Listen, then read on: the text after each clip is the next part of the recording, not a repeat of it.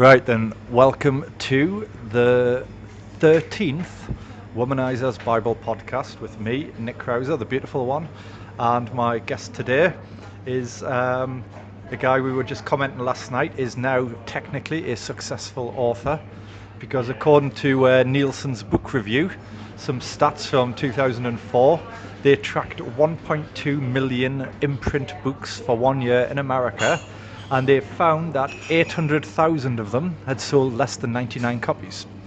And I think it was only maybe 5,000 of them, maybe less, had sold over 5,000 copies. So anyway, the takeaway from that is if you can sell more than 100 copies of your book, you have entered the top 20% of published authors. So, bringing on my special guest, probably not far off the New York Times bestseller list, is John Bodi. Welcome to the show. Hello everybody, this is John. Right then, so the topic for today's podcast, and the reason why I thought John would be a very good guest to talk about this, is we want to discuss what he terms the RK wilderness. So, rather than me run my mouth, John, how about you tell us what you mean by the RK wilderness, just like define it and where the term came from. Well, I think a lot of day gamers know now about R and K selection. You can roughly boil it down to R is girls going for sort of alpha tingles and high quality DNA. K is girls going more for the sort of providery boyfriend types. So what I mean by RK wilderness is basically that when guys start out doing game, they tend to fall in the K camp. They're emitting these more chody, more friendly, more boyfriend type vibes. What they're aspiring to, and what some of them eventually reach, is the R selection, which is being more alpha, getting more sport fucks from girls, more one night stands, being the dirty secret. So the RK wilderness is basically that when you start your K, as you proceed, you become a bit more hardened to game, a bit better at game. You the rabbit hole, right, begins. Yeah, you start to emit less of these boyfriend vibes and more of these R vibes. You aren't looking for girlfriend anymore. You're looking for adventure. And what happens is like girls are smelling this on you. They sense that there's a twinkle in your eye. There's a cock of the eyebrow. You're not really boyfriend material anymore. But being R is really, really difficult. So you're neither are you actually R quite yet. So you fall between the two stools. So in a way, what we're saying is you can have two USPs, two sales positions you can take for what you're offering, which is, you're offering the K route, you're offering the boyfriend, the emotional investment, the stability, the many dates, the going to the cinema together, going out to the pub together, basically what normal people would consider normal relationships. You're offering that, you're just initiating it on the street through day game rather than through any of the other means. Yeah. And that's where most guys start, but most guys have at least the hope, if not the expectation. They maybe don't think they can ever become R, that they can become the bad boy, the lover, the fast sex guy, but they at least hope that. But they start out as K, but then and to finish. get Most of them actually finish there as well, because in my experience, the majority of people that do day game give up, and out of the ones that don't give up, 3/4 of them, they just want a girlfriend. So when they find one, they stop. Right, so that, at least when they're going for the girlfriend and they're doing game this way, they're congruent with the proposition, the sales proposition, the offer that they're making to the girl is basically, look, I'm looking for a new girlfriend, I kind of like you, well, what do you think, hon? Whereas the R selection guy would be his unique sales proposition, which is basically what Day Game Overkill is all about, is you're presenting a sex guy proposition, the casual sex adventure proposition. So the RK Wilderness is essentially you shed all of the tools, the things you had in the beginning that made you a case selected proposition, but you haven't yet acquired the properties of the R selection proposition, so you're essentially left with no proposition. So the girls are like, well, why you? I mean, do you think that's fair? Yeah, I do. I think that's exactly right. Um, as an example, myself, I had more success at the beginning of day game when I was I was fatter, more chody, more beta. Um, I had loads more success and good reactions from day game than I've. By the way, could you just define what you mean by success, though? Um, Because we don't want the guys to think, hang on, K selection's where all the sex is, because it's not. no, well, what I had was quality girls showing genuine interest in me as a boyfriend proposition. Like the long lingering look, the rocking back on biting their lip and just sort of sizing me up and thinking, well, I am single and this guy does seem. So in the first few hundred sets, maybe 300 sets, I must have stumbled upon 4 girls who were 10, 15 years younger than me, who were really hot, high 7, 8, lived in London, and I went on dates with them. I think each one I went on 3 dates with, and they were basically sitting waiting for me to make a move on them. So, like, the issue with those girls wasn't that you weren't attractive enough to get them, it's actually you were fucking up with the date game, and which is a different story entirely to. Oh, yeah. They at least came out considering you a viable proposition. Yeah, the fact I didn't get them, yes, is a whole other story. Have you written anything about it? I do. I happen to have written about this in my book. I mean, my game was completely fucktarded. It was shit. So I didn't get them, but that doesn't defeat the point that they were there. Yeah, That they could have been got. So I was getting really like a huge number of these, like stumbling on slightly more than 1 per 100 approaches. I'd find a girl and we're talking about like pretty girls, right? We're not oh yeah, they talking were. about scrubbers. No, they were really, really nice. Like as I was still a chode, even while I was dating them, like I was thinking it, in the back of my head, like, oh right, I'll just settle for this one. Each one I got, I was like, yeah, this is the one. I'll settle for this one. This is my ticket out of the game. But obviously I fucked it up, like beautifully with each one. But that success ratio of getting one of them in less than 100 approaches is actually really, really good. Because that's technically, that could be. I mean, I know you weren't approaching that regularly at that stage, but for a keen day gamer, that's about 2 weeks' work over about 4 sessions. You can knock off about 100 approaches. Yeah, I mean, if you really think of that, if you're capable of doing 20, 25 approaches a session, that's 2 weeks' work. It's like 2 days a week for 2 weeks. To get a good girlfriend. Yeah, and these were, vastly better than I could get from online dating. Hugely, hugely better. So it's phenomenal.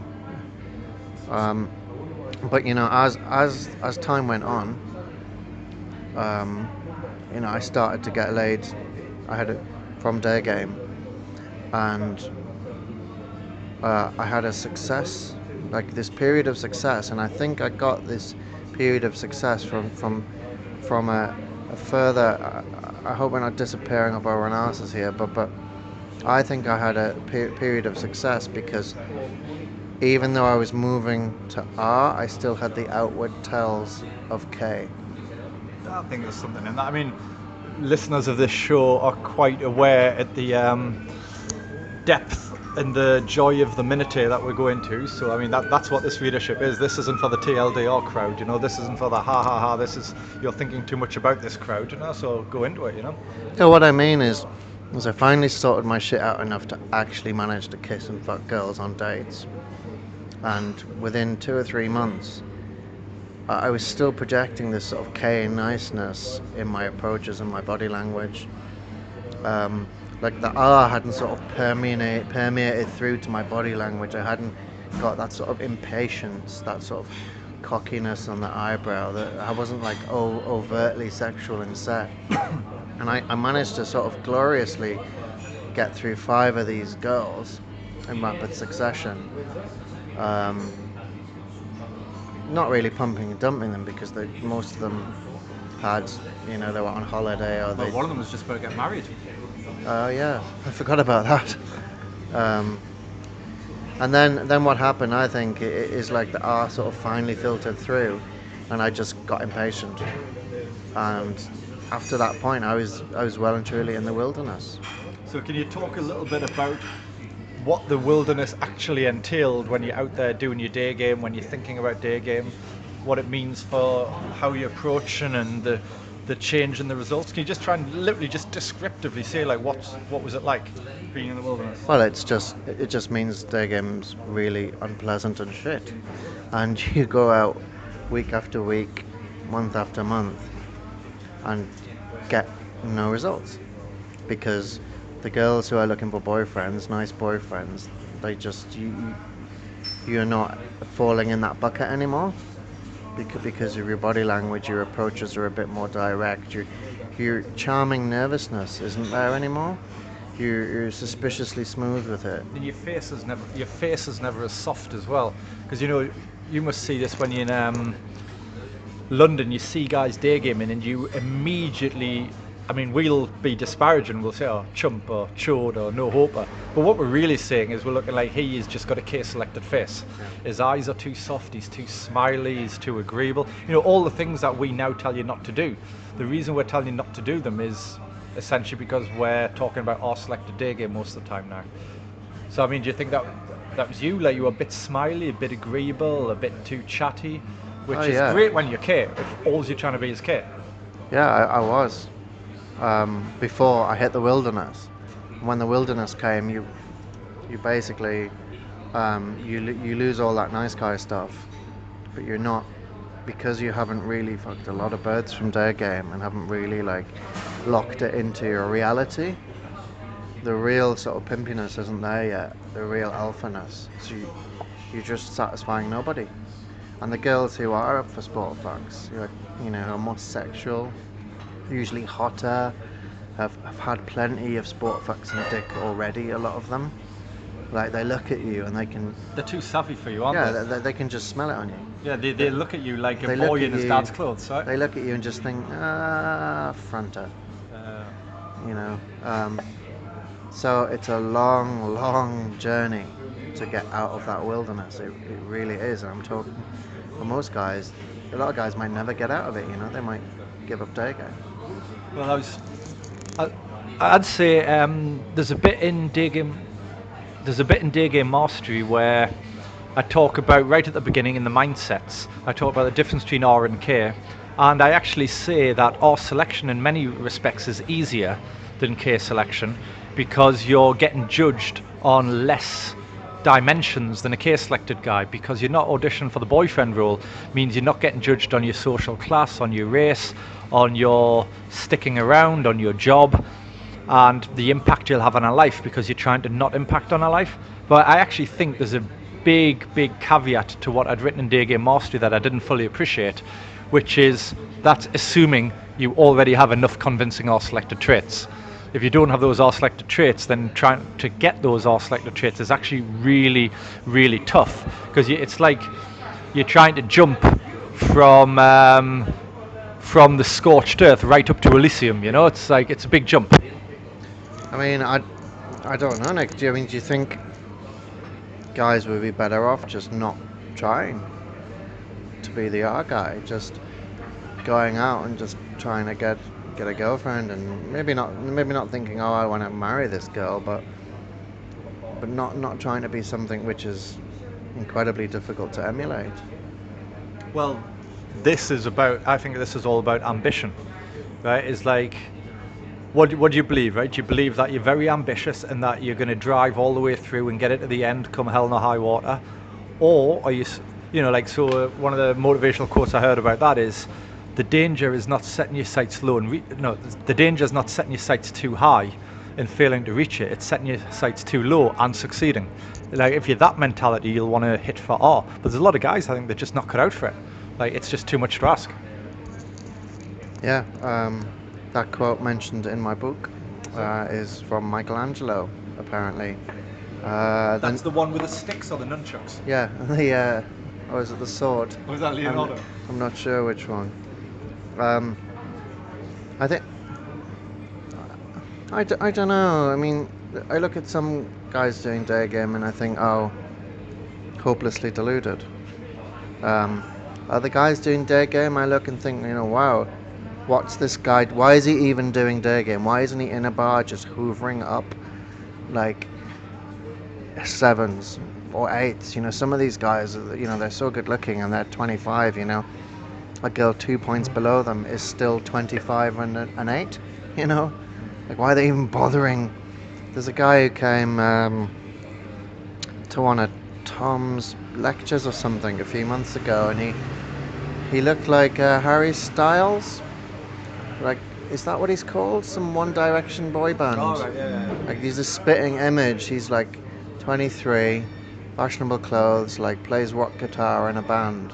And I looked at him and just said, why are you even doing day game, you faggot? Just stand in a bar and just wait for girls to pick you.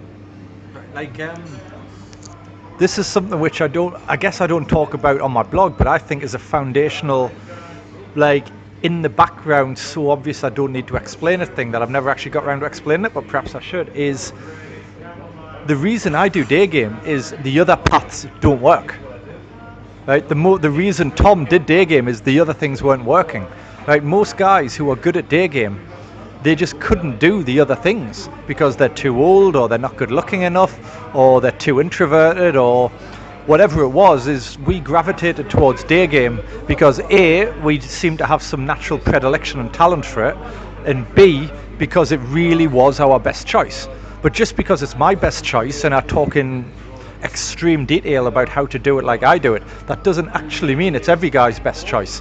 There's a lot of guys you look at and you're like, A, he doesn't have the talent or predilection for day game, and B, all his strengths would actually be better harnessed elsewhere, like you said with this One Direction faggot, right?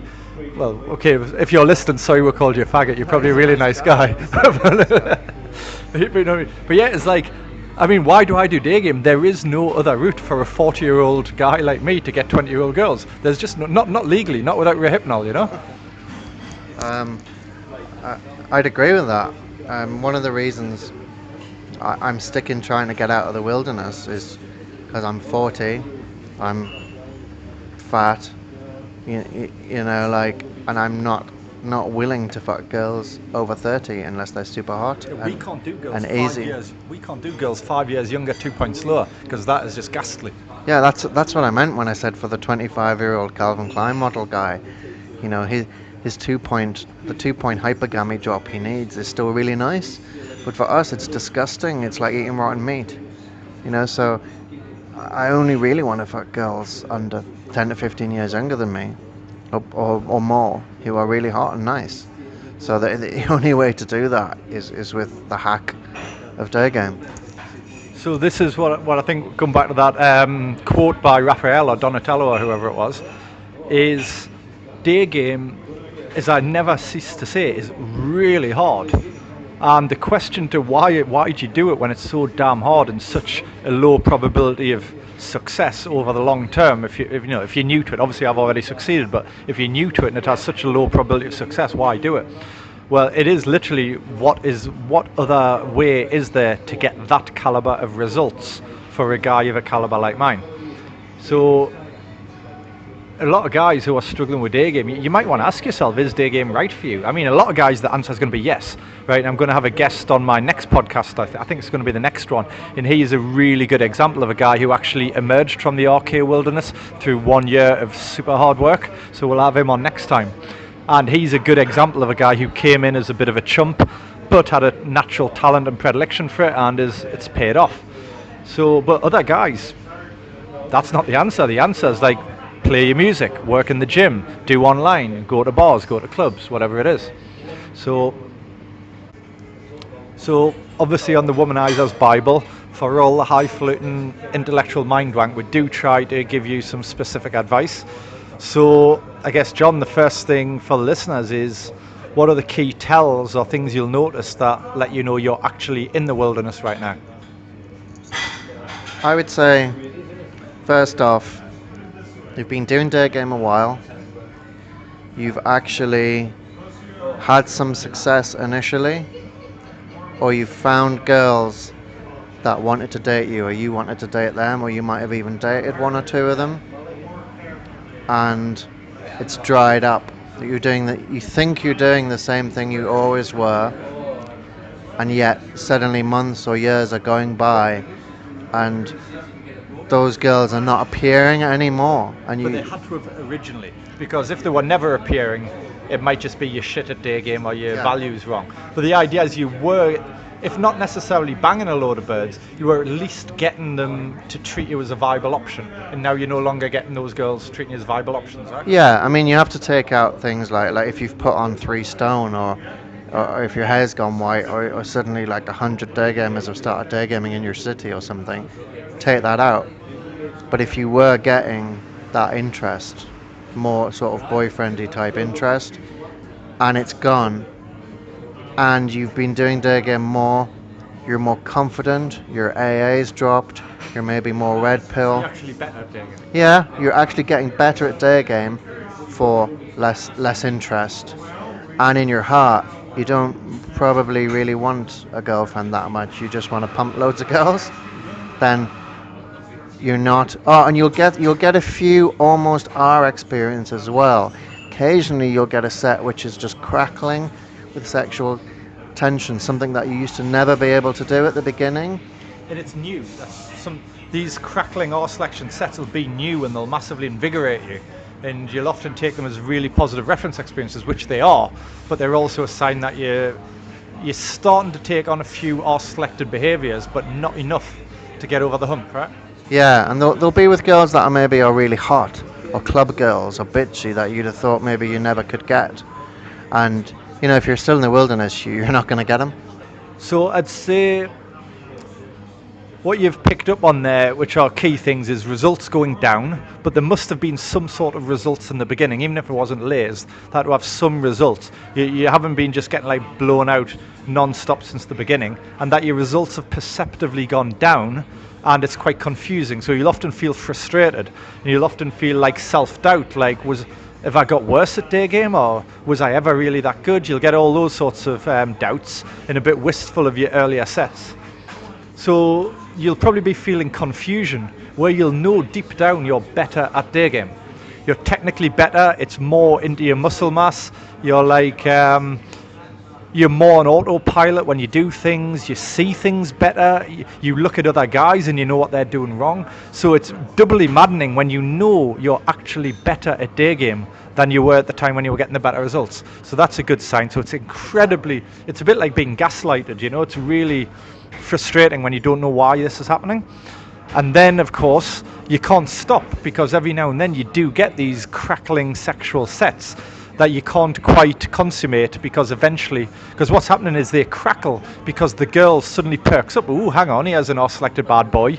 She crackles, and then at some point she sees through you, and then it like flops again, and you're like, damn. So, and then the other thing is, I think you feel massive impatience, because ultimately you're no longer looking for a girlfriend, which means all the stuff you used to do when you were doing case-selected day game, which is very long sets, very long text exchanges, multiple dates with the same girl, taking ages to go for the kiss close, adventure dates through parks on bikes and stuff, all that sort of stuff you do early on.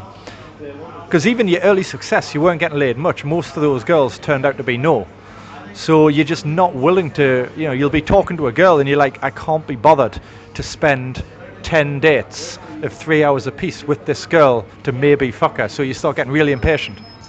Yeah, I'm terrible now. I'm sure after a while most day gamers do the same thing. You see a pretty girl walk past. I always let her walk past to check the arse. And, if the arse isn't on form, my mind literally says 3 times 3 hour dates, 9 hours of my time, some tension and anxiety to fuck that arse. Nah, can't be bothered. I'm trying to. We're going to have to come up with a word for this, but I don't really have approach anxiety. But for me, it's not really about it's not about approach anxiety for me anymore. I look at girls and I know from the past the approximate percentage chance I have of fucking any one of these girls, right? It's the same as when like you roll a dice, like a 20-sided dice, or you know there's a certain probability of each number coming up, like on any given roll. And so I'll look at a girl and let's say I know my ongoing average is 1 lay in 35 sets. So that's about a 3% chance of any given girl, right? Assume all things are equal. When I say girl I like the look of, I look at her and think there's a 3% chance that I can fuck that one particular girl. Yeah, and if she's not hot enough, it's not worth it. Small Yeah. tits or something, then is it worth it? Yeah. It's not even worth running across the street, you know?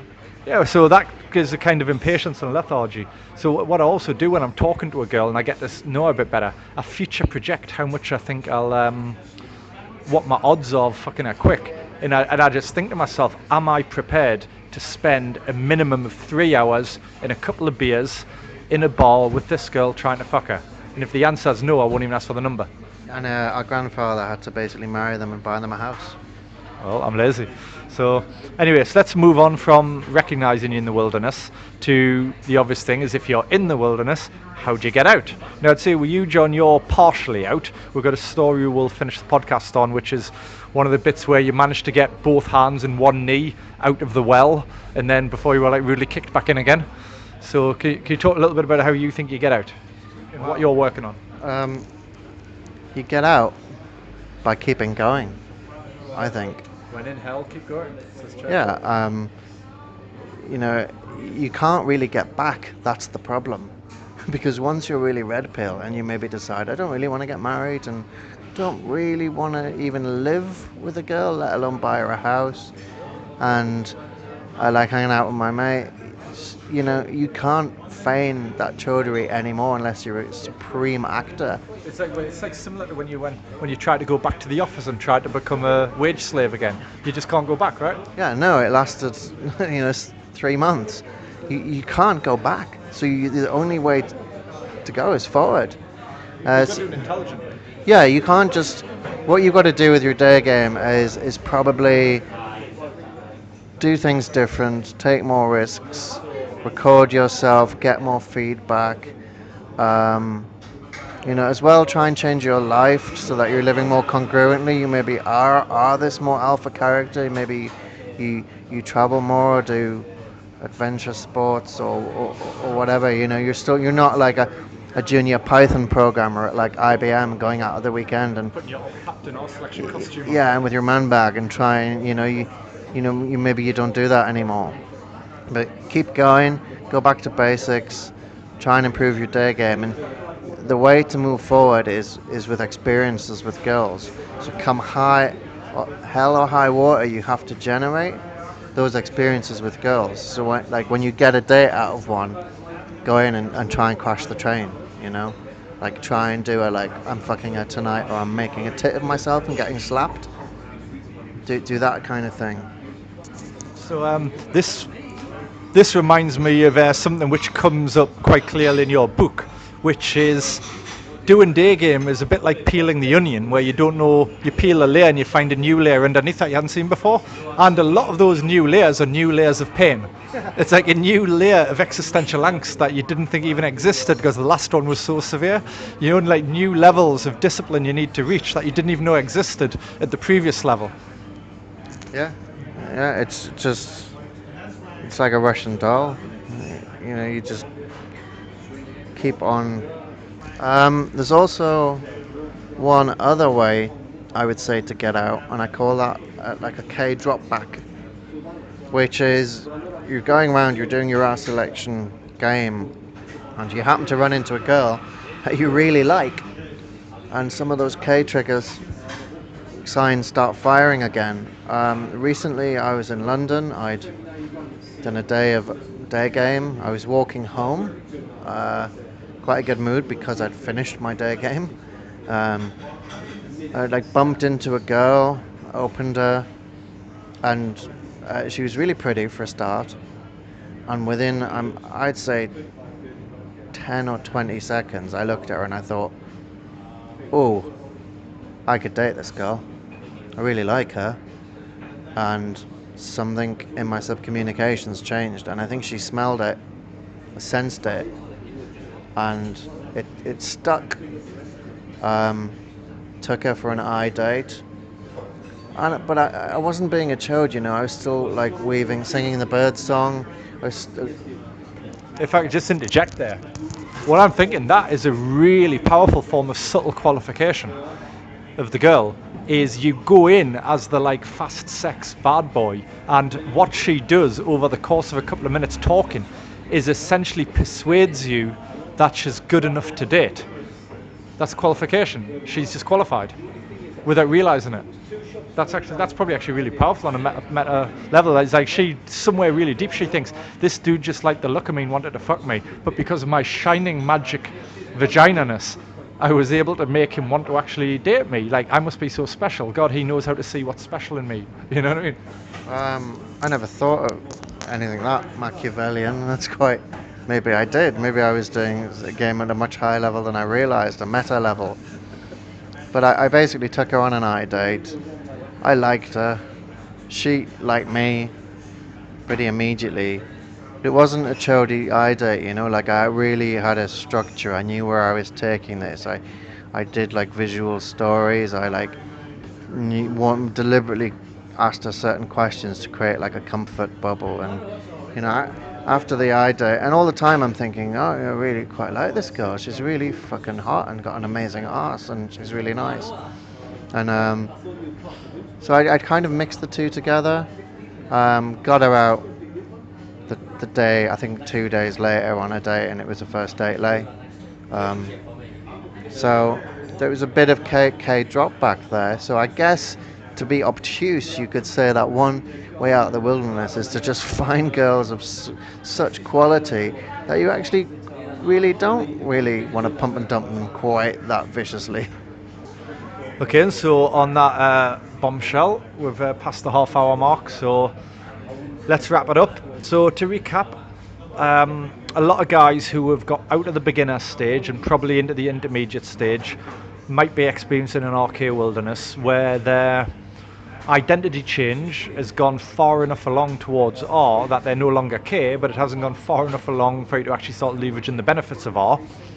But and then we've gone through how you can recognize this through your impatience, through your decreasing results, through occasional flashes of our selection sexuality with the more savvy girls, and then some thoughts on how to get out of it, such as, you know, ploughing through because you can't go back.